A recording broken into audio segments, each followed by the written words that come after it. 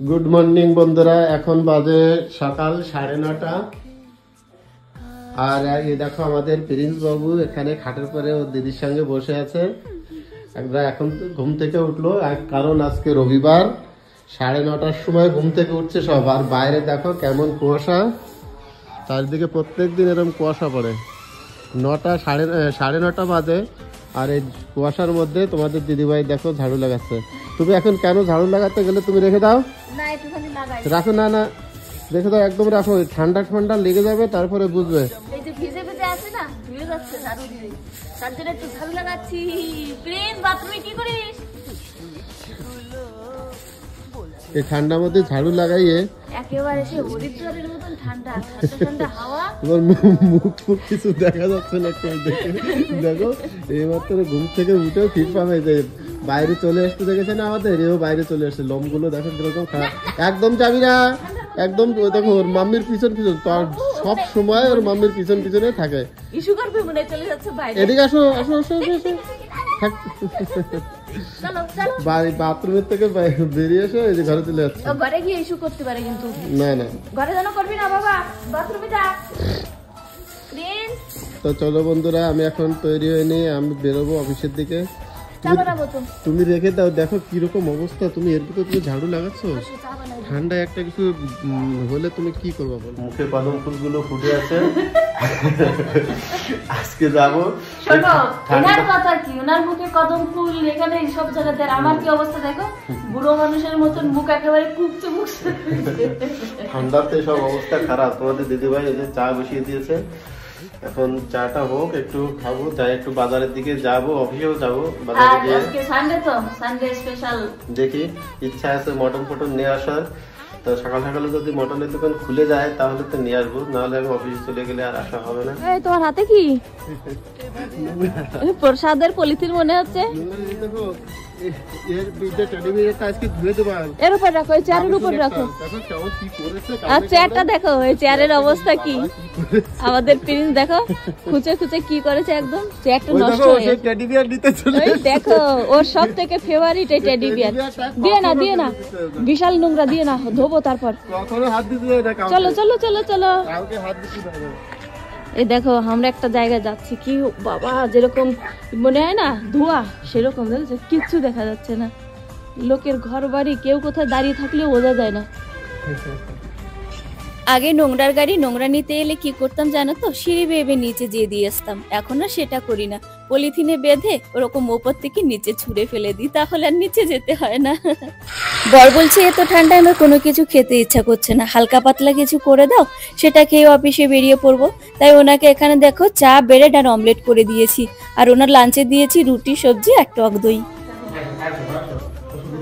যাও ভিতরে বসে খাও কম্বলের মধ্যে, আমি কাজ করি, বাসন ধোবো। এই তো চলে গেল।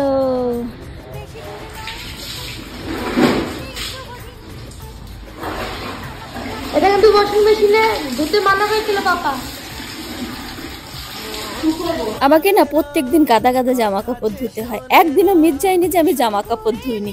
আজও বেশ কিছু জামা কাপড় ছিল, সেগুলো ধুয়ে কিছুটা শুকিয়ে গামলাতে রেখেছি, মেলে দেবো। আর এটা হলো জ্যাকেট, 2 দিন ধরে পরেছে বর, তাই ভাবলাম আজ এটাকে ধুয়ে দিই। তো গাইস কি বলবো, আমার বর না প্রত্যেকদিন চান করার সময় বাথরুম পরিষ্কার করে, আজও করেছিল। তো জামা কাপড় ধুতে গিয়ে না বেশ খানিকটা নোংরা হয়েছে, তাই ভাবলাম একটু ঘষে ঘষে পরিষ্কার করে দিই। এসব করতে না আমারই একদমই ভালো লাগে না।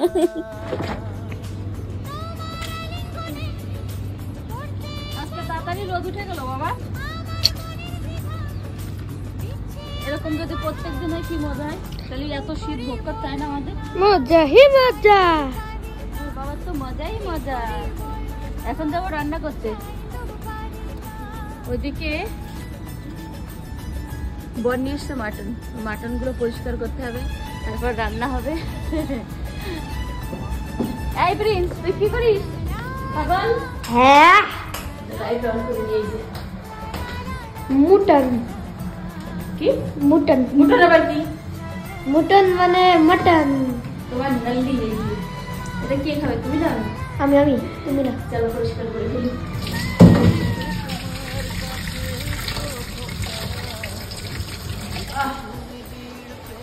জল বলেছে দই থেকে,